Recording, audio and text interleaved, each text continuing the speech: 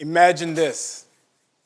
You're in a cab on your way home from a bar in downtown Halifax with a few friends as you decide to carpool back to Dartmouth since you were all going to the same area.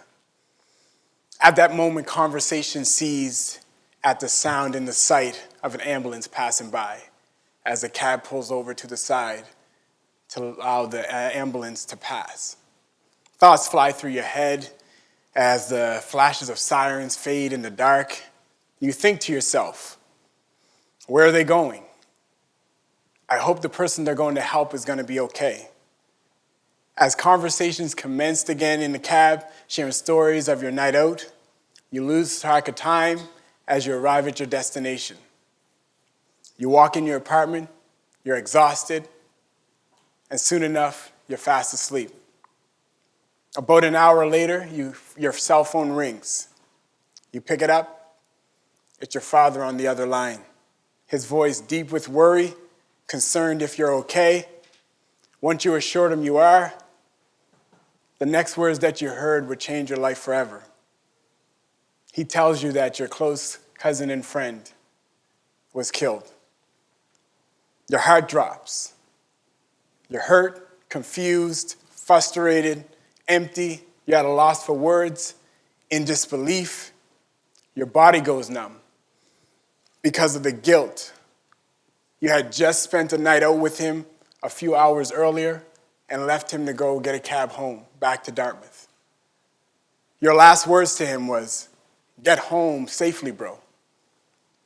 You open Facebook and you see rest in peace posts, and it doesn't seem real. He was the victim of a fatal sucker punch, which knocked him out, causing him to hit his head off the curb, which ultimately killed him. That ambulance that was passing by when you were in a cab was the ambulance rushing to his aid. This is not a fictional story. This is not a movie. This is my reality. My story of my unbearable pain of losing someone close to me. August 11, 2012 is a date that I'll never forget. Our fathers are brothers. We grew up together from elementary school to high school, joined Army cadets, spent summers in Gagetown or Mukto at summer cadet camp.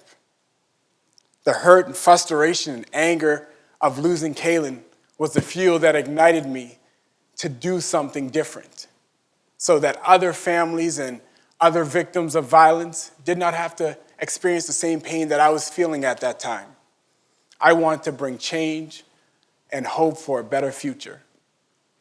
Everyone in here has either lost a friend or a family member to death. And it's not easy. It's not something you get over in a week, a month. It takes years. And even then, you still don't get over it. But in the midst of my grieving pain and my time of hopelessness, I became so into doing something different that I decided to stop the violence. If you look back at the hard and tough times in your life, we can usually find one positive thing that came out of it. I look at some of the stories of famous celebrities, from Michael Jordan to Tom Brady to Oprah Winfrey to J.K. Rowling, Jim Carrey, Tyler Perry, Jennifer Lopez, and the list goes on. All faced really tough situations in their lives, from being cut from the high school basketball team, to be seventh on the depth chart, QB depth chart in college, to being raped at a young age, or being molested, or also abused by your father. They all didn't let those things stop them from reaching success. But it was the fuel that pushed them to work harder to reach their goals in life. Stop the Violence started out as just a single march. That was my way of grieving to get through my tough time. But it was the outpouring of support from people from all different races and backgrounds that showed up, hundreds, in a rainstorm to march against violence. But it wasn't until after the march that I realized the positive effect that it had on so many. We had families that reached out to tell how it brought hope for a better future and eased their pain of losing a loved one. To victims of violence who want to share their stories to inspire others. It was at that moment that I realized this was my purpose in life. to create change and make a difference. But it wasn't easy.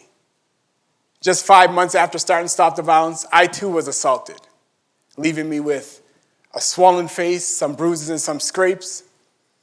But that only added motivation to me to continue to do what I do, and that's to raise violence awareness.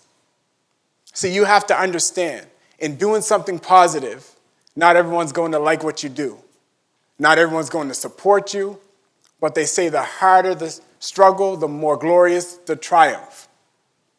You have to understand that it's not going to be easy. You're going to fail sometimes, because no one has ever had success without failing along the way. Sometimes a step back is 2 steps forward. Difficult roads often lead to beautiful destinations. But you want to know the hardest thing I've ever had to do in my life was not losing a close loved one? It was forgiveness. Standing at the cemetery at Kaylin's grave 3 years after starting Stop the Violence, I forgave the man that took his life. I shed tears, and it took everything out of me. See, forgiveness growing up was easy. You forgave friends, you forgave family, you had disagreements one day and it was normal the next. But this was different. Someone told me that to always forgive because someone once forgave you. But after I let all that go and I forgave the man that killed Kaylin, it lifted the weight off my shoulder. And that's when Stop the Violence truly started to blossom. And that's exactly what happened that year to 2019. We had the Stop the Violence clothing brand, which started in 2015, to Stop the Violence Day being proclaimed in 2016, to having Black Panther for Black youth in 2018, to this year we're about to launch the Stop the Violence talk show, which is called That's What's Up, for the youth, by the youth, giving them a platform to share on their issues. So, as you go along in life, you have to understand that it's going to be tough. It's not going to be easy. So, stay the course. Don't give up. We also launched the first annual dance party in 2017. We also have with the Halifax Dancing Club, we also have the Art Smart program with the Art Gallery of Nova Scotia. But all of this would not have happened had it not been for the very tragic moment in my life. The hurt, the pain, the anger, the frustration, and turned it into something positive. That's what set everything in motion.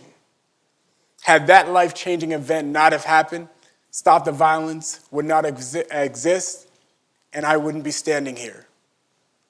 Over the years, I've heard and seen the positive change that it has made in the community.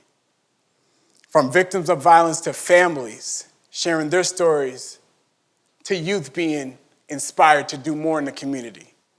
Lives have been changed and continue to be changed from this positive impact. Let me leave you with this. Keep your words positive because your words become your behavior. Keep your behavior positive because your behavior becomes your habits. Keep your habits positive because your habits becomes your values.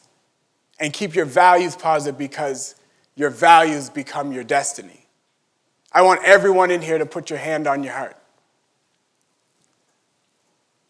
Do you feel that? That's called purpose. You're here for a reason. Don't give up. Continue to be the best version of you. Thank you.